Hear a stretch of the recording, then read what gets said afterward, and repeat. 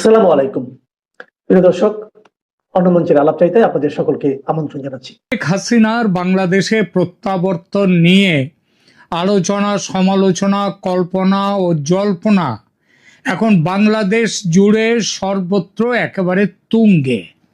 সবার মনে প্রশ্ন, তিনি কি সত্যিই আসবেন? আসার পর কি হবে? নাহিদ ইসলাম তো বলেছেন ফাঁসির দড়ি তৈরি, তিনি এলেই ঝুলিয়ে দেয়া হবে। সে কথা শুনে জামাত আর তার সাঙ্গপাঙ্গরা আনন্দে একেবারে উদ্বেল। আনন্দ বিএনপিরও হচ্ছে, তবে তারা খুশি চেপে আছে, সরকারে আছে কিনা তাই। তবে এত সব খবর উঠছে বাতাসে, কিন্তু একটা প্রশ্ন তেমন আলোচনায় আসছে না। সেটা হলো, হাসিনা তো ফিরবেন বলেছেন, কিন্তু কিভাবে ফিরবেন? প্রথমে ভাবা গিয়েছিল বাংলাদেশের সরকার তাকে একেবারে লোফা ক্যাচ পেলে ফিল্ডার যেমন খুশি হয় তেমন খুশি হয়েই লুফে নেবে শেখ হাসিনাকে, তারপর ঢাকায় পৌঁছলেই জেলখানায় রেখে দেবে এবং দিনক্ষণ দেখে ঝুলিয়ে দেবে। কিন্তু এখন দেখা যাচ্ছে ৭-৫ ভেবে বাংলাদেশের যারা ক্ষমতায় আছে তারা দুই ঠোঁটে আঠা লাগিয়েছে। নয়াদিল্লির সাউথ ব্লকে গোয়েন্দারা গোপন খবর দিচ্ছে তারেক রহমানের বিএনপি সরকার হাসিনার প্রত্যাবর্তনের ইচ্ছার খবর জেনে খুশি নয় আদৌ। কেন? কারণ তারা জানে হাসিনা দেশে ফিরলে তাদের অসুবিধা। বেশ তো চলছে সরকার, কেন আবার ঝাড়ের বাঁশ ঘরে ডেকে নিয়ে আসা? আরও একটা সন্দেহ বিএনপির, সেটা ভারতের মতিগতি নিয়ে। ভারত কি চাইছে বুঝতে পারছে না। এতদিন ব্যস্ত রেখে দিয়েছিল ভারত হাসিনাকে তাদের দেশে, এখন এই যে ফেরত পাঠানো, এটা কেন? ২৪-এর মতো রাস্তার আন্দোলন তৈরি করে এই সরকারকে ফেলে দেওয়ার চক্রান্ত নেই তো? সুতরাং যা ৭০ পরের ঘাড়ে। হাসিনা থাকুন না ভারতে, তার ফেরার ব্যাপারে বিএনপি সরকার হ্যাঁ বলবে না, আবার নাও বলবে না, মৌনী বাবা সেজে বসে থাকবে চুপচাপ। ভাবুন তো, যদি সত্যিই এমনটা হয়, শেখ হাসিনা ফিরবেন কি করে দেশে? তাহলে কি ভারতেই কাটাতে হবে তাকে বাকি জীবন? কি আছে তারেক রহমানের মনে? কি আছে বিএনপি, জামাত, এনসিপি এবং যাদের কথায় পুতুল নাচের আসর বসেছে বাংলাদেশে গত ২ বছর ধরে, তাদের মনে কি আছে? এবং দেশ ও আন্তর্জাতিক আইন কানুন বা কি বলছে বিষয়টা নিয়ে? আজকের এই প্রতিবেদনে আমরা এই সব সম্ভাব্য সমস্যা ও তার নিদান কিভাবে মিলতে পারে সেই আলোচনা করব। একটু বড় হয়ে যাওয়ার ভয় আছে প্রতিবেদন, তাই অনুরোধ শেষ পর্যন্ত সঙ্গে থাকুন। আলোচনাটা শুরু করি একটা প্রশ্ন দিয়ে। একজন নাগরিককে কি তার নিজের দেশে ঢুকতে দেয়া নিষিদ্ধ করা যায়? ইতিহাসে এমন অনেক মুহূর্ত এসেছে যখন একটি বিমানের দরজা খোলার সঙ্গে সঙ্গে একটি দেশের রাজনৈতিক ইতিহাস বদলে গেছে। ১৯৭৯ সালে তেহরানের বিমানবন্দরে নেমেছিলেন আয়াতুল্লাহ খোমেনি। ২০০৭ সালে করাচি বিমানবন্দরে নেমেছিলেন বেনজির ভুট্টো।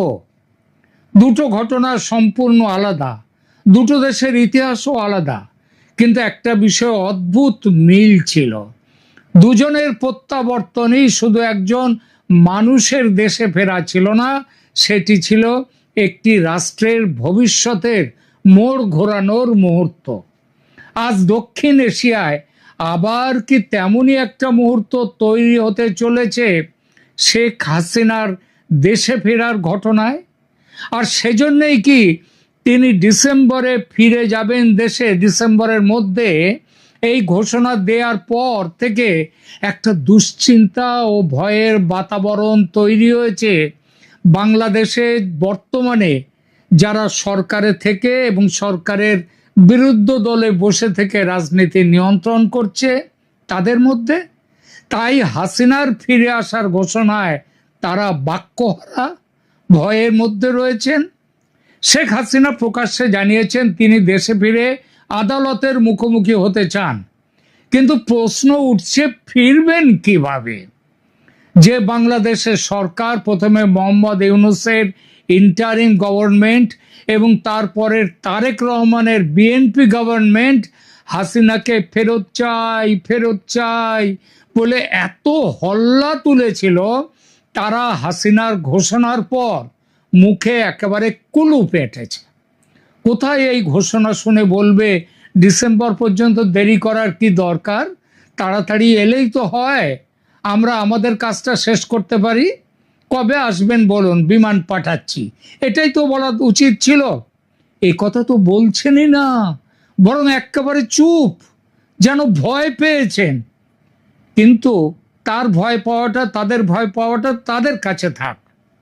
আমরা হাসিনার কথায় ফিরি। কিভাবে ফিরবেন তিনি দেশে? মানুষ তো পাখি নয়, পাখির পাসপোর্ট লাগে না, ভিসা লাগে না, পাখিকে আকাশে আটকে দেওয়ার কেউ নেই। মানুষের জন্য সীমান্ত আছে, সেখানে পারাপারের জন্য ডকুমেন্ট লাগে। ভূমিতে গেলেও ডকুমেন্ট, আকাশে গেলেও ডকুমেন্ট।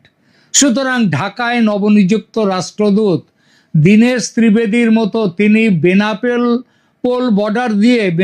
বর্ডার দিয়ে স্থলপথে ঢাকা যাবেন, নাকি দিল্লি থেকে আকাশপথে ঢাকা যাবেন, সেই বিষয়ে আলোচনার আগে প্রশ্ন ওঠে কোন ডকুমেন্টের ভিত্তিতে, কোন কাগজের ভিত্তিতে তিনি যাবেন। বিমানে যেতে গেলে কাগজ লাগবে, গাড়িতে যেতে গেলেও কাগজ লাগবে।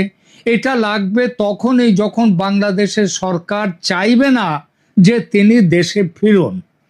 গোয়েন্দা সূত্রে নয়াদিল্লির সাউথ ব্লক কিন্তু এরকমই খবর পেয়েছেন।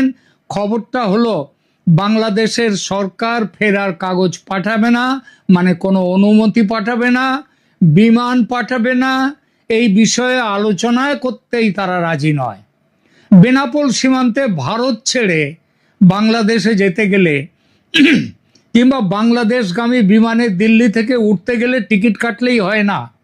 প্রথম প্রশ্ন ওঠে কোন ডকুমেন্টের ভিত্তিতে আপনি আন্তর্জাতিক ফ্লাইটে উঠছেন, কোথায় আপনার পাসপোর্ট?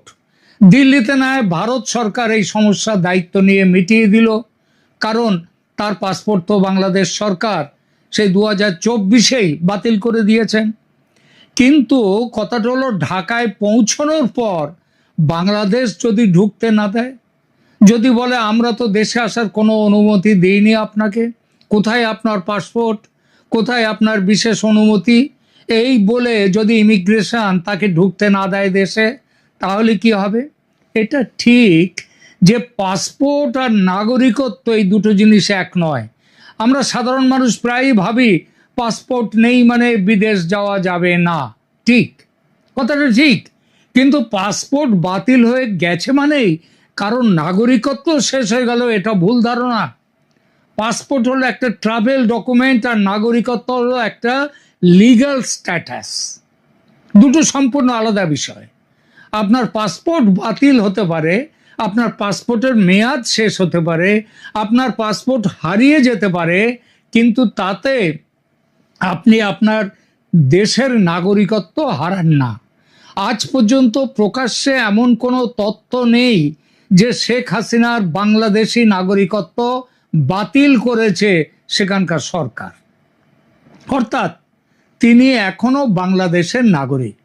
আর দেশের নাগরিক দেশে ফিরবে, তাতে কি বাধা দেয়া যায়? আন্তর্জাতিক আইন কি বলছে এই ব্যাপারে? আন্তর্জাতিক মানবাধিকার আইনের মৌলিক একটা নীতি হলো কোনো নাগরিককে ইচ্ছা মতো নিজের দেশে প্রবেশের অধিকার থেকে বঞ্চিত করা যায় না। এই যে বাংলাদেশি নাগরিকদের ভারত অবৈধ অনুপ্রবেশকারীদের ফেরত দিচ্ছে, তারা যদি সত্যি বাংলাদেশের নাগরিক হয় তাহলে কোন আইনে ফেরত পাঠানো হচ্ছে এইসব ব্যাপার দেখা, সেটা আদৌ কোনো অধিকার বাংলাদেশের নেই। সে কারণ সেই নাগরিকের অধিকার আছে তার দেশে প্রবেশের অধিকার, সেই অধিকার থেকে তাকে বঞ্চিত করা যায় না। তাই ভারত তাদের নিয়ম মাফিক ইত্যাদি কার করে ফেরত পাঠাচ্ছে না, এই ব্যাপারটা নয়। এটা নিছক নৈতিক বক্তব্য নয়, এটি আন্তর্জাতিক আইনের স্বীকৃত একটি নীতি। এর অর্থ এই নয় যে শেখ হাসিনা দেশে ফিরে মুক্তভাবে ঘুরে বেড়াবেন, একদমই নয়। সরকার চাইলে তাকে ঢাকা বিমানবন্দর থেকে গ্রেপ্তার করতে পারে, কারণ আইনত তিনি দণ্ডপ্রাপ্ত আসামি। কিন্তু গ্রেপ্তার করা আর দেশে ঢুকতে না দেয়া এই দুটো বিষয় এক নয়। আইন মানলে দেশে তাকে ঢুকতে দিতেই হবে। এটা বাংলাদেশের আইন যেমন, এটা সারা পৃথিবীর আইন, আন্তর্জাতিক আইন। তাই ট্রাভেল ডকুমেন্ট বা ট্রাভেল পাস শেখ হাসিনার কাছে থাক বা নাই থাক, বাংলাদেশ তাকে অনুমতি দিক বা নাই দিক, দেশে ফেরার অধিকার তার। প্রসঙ্গত বলি, ভারত সরকার কিন্তু শেখ হাসিনাকে সেই 2024 সালে ট্রাভেল পাস দিয়ে রেখেছে। যেমন পাসের জোরে দলাই লামা গত 60-65 বছর ধরে পৃথিবীর সব দেশে যাচ্ছেন, আবার ঘুরে ভারতে ফিরছেন, সেই রকমই পাস দেয়া শেখ হাসিনাকেও। অবশ্য যে দেশে যাচ্ছেন সেই দেশের অনুমতির সাপেক্ষে তবেই সেই দেশে তিনি যেতে পারেন। শেখ হাসিনাকে এই পাস ভারত সরকার দিয়েছে সেই 2024 সালে, যদিও তার জোরে কোনো দেশে এখনো পর্যন্ত যাননি শেখ হাসিনা। তাহলে এ পর্যন্ত দেখা গেল বাংলাদেশ সরকার চেষ্টা করেও তার দেশে ফেরা আটকাতে পারবে না আইন মতে, কিন্তু চেষ্টা করে দুনিয়ার সামনে নিজেদের হাস্যাস্পদ করতে পারে। সারা পৃথিবী বলবে তখন, দেখো দেশের প্রাক্তন প্রধানমন্ত্রী, তাকে ফেরাবার জন্য এত ব্যস্ততা ছিল এতদিন যে সরকারের, আজ তিনি ফিরতে চাইছেন অথচ সরকার তাকে দেশে ঢুকতে দিতে চাইছে না। সে এক ভীষণ সমালোচনা। সুতরাং বাংলাদেশকে ঘাড় নোয়াতে হবেই, অর্থাৎ তাকে দেশে যেতে দিতেই হবে। তাই অনুমতিপত্র দিন আর না দিন। এবার কোন পথে তিনি দেশে ফিরবেন? নিঃসন্দেহে আকাশপথে, বিমানে, দিল্লি টু ঢাকা। সেই বিমান নিশ্চয়ই সাধারণ যাত্রীবাহী বিমান হবে না। বাংলাদেশের সরকার বড় দুঃখ পেয়েছে হাসিনার এই ফেরার সিদ্ধান্তে। সুতরাং বিমান পাঠাবার কথা না বলতেই পারে তারা, কোনো জবাবদিহি না দিয়ে চুপ করে বসে থাকতেও পারে। অথচ নেত্রী চলে যেতে ব্যাকুল। এমন পরিস্থিতি হলে কি হবে? দুটো পথ সামনে। এক, শেখ হাসিনা নিজেই একটা চার্টার্ড বিমান ভাড়া নিয়ে দেশে চলে যেতে পারেন। সেখানে অবশ্য তার সিকিউরিটি রিস্ক থাকবে। যাত্রাপথে বাংলাদেশ আর্মি বা পাকিস্তানের ISI এর সন্ত্রাসীরা যারা ঘাঁটি গেড়ে বসে আছে বাংলাদেশে, তারা মিসাইল ছুড়ে মাঝ আকাশেই ধ্বংস করে দিতে পারে সেই বিমান। আমি 24 আগস্টে শেখ হাসিনার দেশ ছেড়ে দিল্লি চলে আসার সেই যাত্রা নিয়ে একটি ভিডিও করেছিলাম।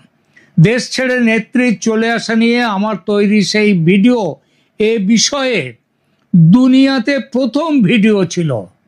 সেখানে আমি বলেছিলাম আকাশে আক্রান্ত হওয়ার ভয়ে কিভাবে শেখ হাসিনাকে নিয়ে যাওয়া বিমানটি বাংলাদেশের আকাশসীমা অতিক্রম করেছিল। সমস্ত রকম যোগাযোগ বিচ্ছিন্ন করে তারা অতিক্রম করেছিল বাংলাদেশের আকাশসীমা। তো সাধারণ চার্টার্ড বিমানে এবার সেভাবে যাওয়া সম্ভব নয়। সুতরাং নাশকতা বা আক্রান্ত হওয়ার সম্ভাবনা ভীষণ বেশি। সেই ঝুঁকি নিয়ে ভারতও কখনোই পাঠাবে না শেখ হাসিনাকে ওই বেসরকারি চার্টার্ড বিমানে।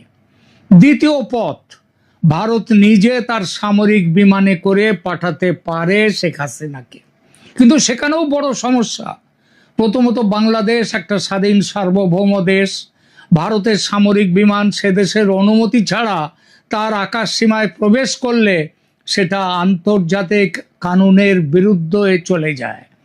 ঢাকা সে বিমানকে ল্যান্ডিংও যদি করতে দেয়, ল্যান্ডিং করার অনুমতি নাও দিতে পারে ঢাকা পৌঁছবার পর।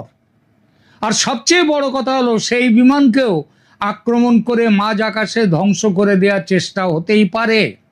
ভারতের পক্ষে সেরকম ঝুঁকি নেওয়াও সমীচীন হবে না। তাহলে কোন পথ খোলা আছে সামনে?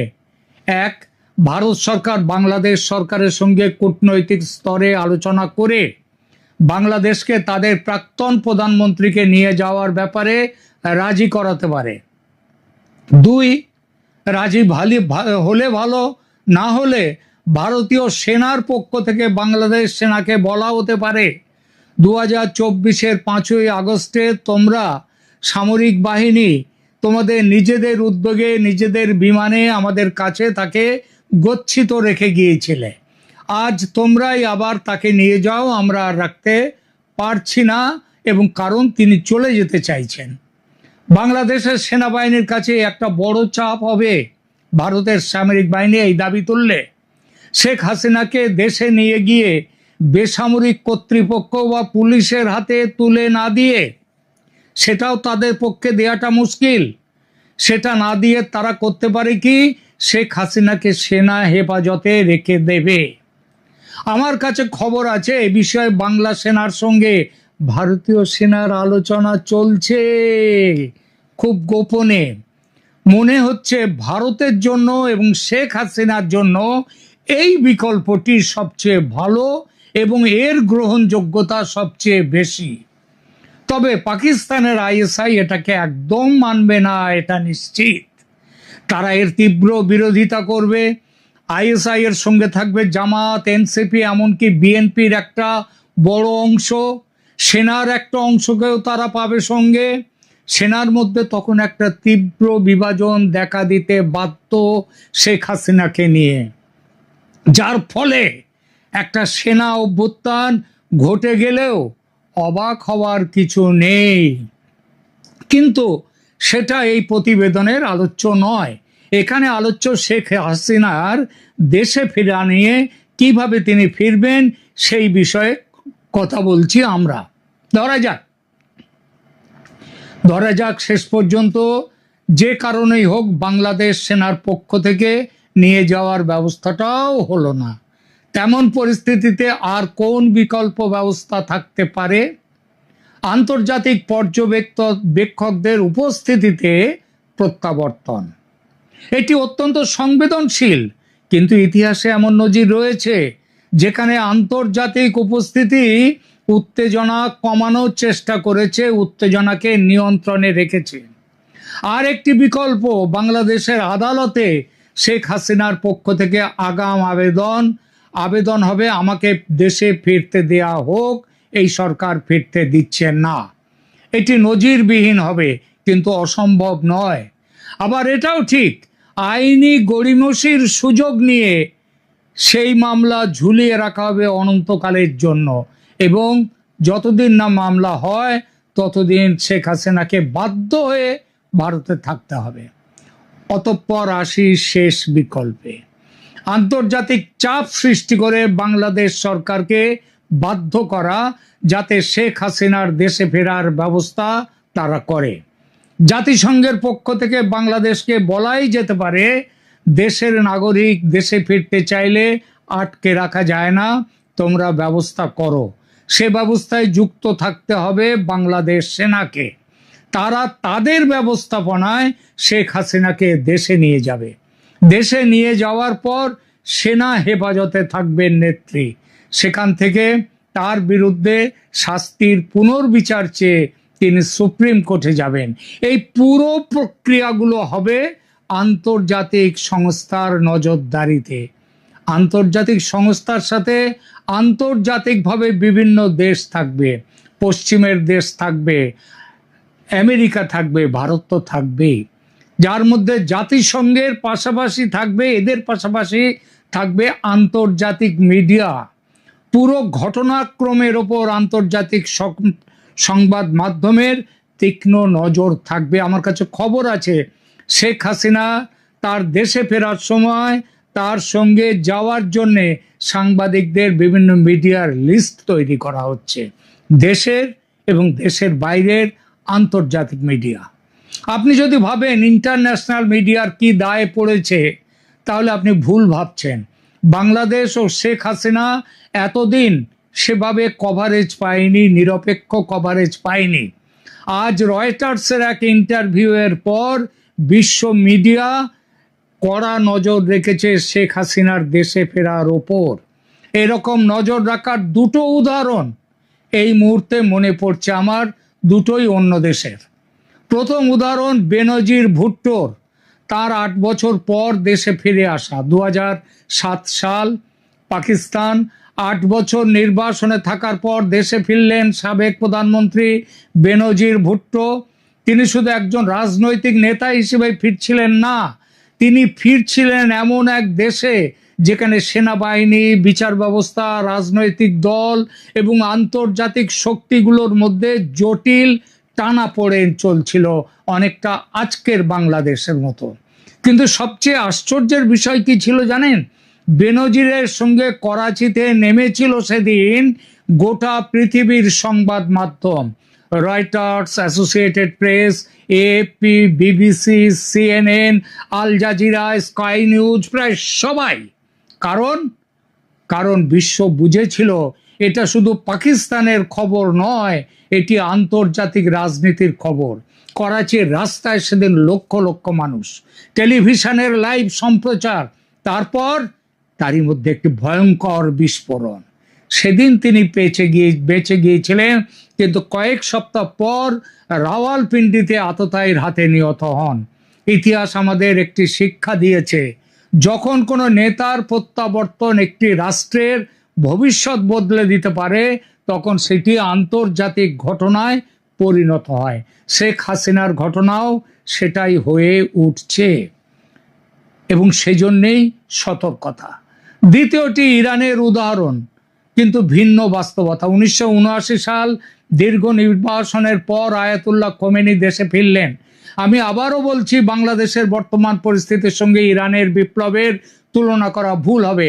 দুই দেশের ইতিহাস আলাদা, দুই সমাজ আলাদা, দুই রাজনৈতিক প্রেক্ষাপটও আলাদা, কিন্তু একটি মিল আছে। বিশ্বের সংবাদ মাধ্যম বুঝেছিল এই প্রত্যাবর্তন শুধু একজন মানুষের দেশে ফেরা নয়, এটি ইতিহাসের একটি নতুন অধ্যায়। তাই বিশ্ব তাকিয়েছিল, এবারও বিশ্ব তাকিয়ে থাকবে বাংলাদেশের দিকে, শেখ হাসিনার দিকে। বুঝতে পারছেন কি কূটনৈতিক টানাপোড়েন, কি বিপুল মিডিয়া অ্যাটেনশন আসতে চলেছে শেখ হাসিনার এই ফেরার ব্যাপারটা নিয়ে। একটা ব্যাপার খেয়াল করুন, শেখ হাসিনার ডিসেম্বর ডেডলাইন দিয়ে দেশে ফেরার ঘোষণা নিয়ে ভারত কিন্তু কোনো কথা বলছে না ঠিকই, কিন্তু কিছু কি করছে না? তাই কখনো হয়? খেলছেন শেখ হাসিনা, ঘটনার কেন্দ্রে তিনি, কিন্তু ভারত মাঠ তৈরি করছে, ব্যবস্থাপনার দায়িত্বে আছে। ভারত সব রকম সহযোগিতা, যেসব সহযোগিতা দরকার সবটাই করছে ভারত। কারণ এটা নিঃশুল্ক সেবা নয়, ভারতেরও স্বার্থ আছে। সবচেয়ে বড় স্বার্থ, বাংলাদেশ স্বাভাবিক থাকলে ভারতের নর্থ ইস্ট সুরক্ষিত থাকবে, পাকিস্তান ঘেঁষতে পারবে না, চীন দূরে থাকবে, মৌলবাদ সন্ত্রাস ডানা মেলতে পারবে না। শান্ত বাংলাদেশ শুধু বাংলাদেশের শান্তি রাখে না, ভারতকেও শান্ত রাখে। আর এই ভাবনা থেকেই দীনেশ ত্রিবেদী শুধু ঢাকায় ভারতের রাষ্ট্রদূত নন, তার পদমর্যাদা ভারতের কেন্দ্রীয় সরকারের এক ক্যাবিনেট মন্ত্রীর মতো। কেন হঠাৎ এই ব্যবস্থা? তার কারণও শেখ হাসিনার দেশে ফেরা। কারণ ভারত তৈরি হয়ে নামছে আসরে। আমি বলছি না দিল্লি নিশ্চিত জানে কি ঘটবে বাংলাদেশে, এমন দাবি করার কোনো ভিত্তি নেই যে এটাই ঘটবে, কিন্তু রাষ্ট্রের কাজ হলো সবচেয়ে খারাপ সম্ভাবনার জন্যও প্রস্তুতি নেওয়া।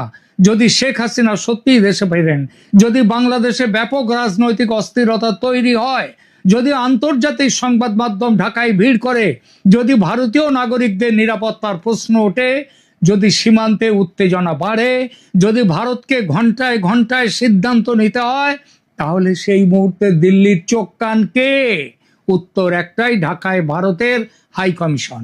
আর সেই কারণেই দীনেশ ত্রিবেদীকে ক্যাবিনেট সমমর্যাদা দেয়া কেবল আনুষ্ঠানিক প্রোটোকল নয়, এটি একটি রাজনৈতিক সংকেত। সরকার এমনটি বলেছে, আমি সেটা বলছি না, আমি সেটা দাবিও করছি না, কিন্তু ঘটনাগুলোর সময়কাল এবং বাংলাদেশের বর্তমান কৌশলগত গুরুত্ব এই সিদ্ধান্তে আসতে বাধ্য করে। শেষ পর্যন্ত তাহলে কি দাঁড়াতে পারে পুরো ঘটনাক্রম? 1, শেখ হাসিনা দেশে ফিরছেন তার ঘোষণা মতো। 2, বাংলাদেশ সরকার সামরিক বাহিনীর বিমান পাঠিয়ে সামরিক বাহিনীর ব্যবস্থাপনায় শেখ হাসিনাকে দেশে ফিরিয়ে নিয়ে আসতে বাধ্য হবে। 3, ঢাকায় পৌঁছবার পর শেখ হাসিনা সেনাবাহিনীর হেফাজতে থাকবেন।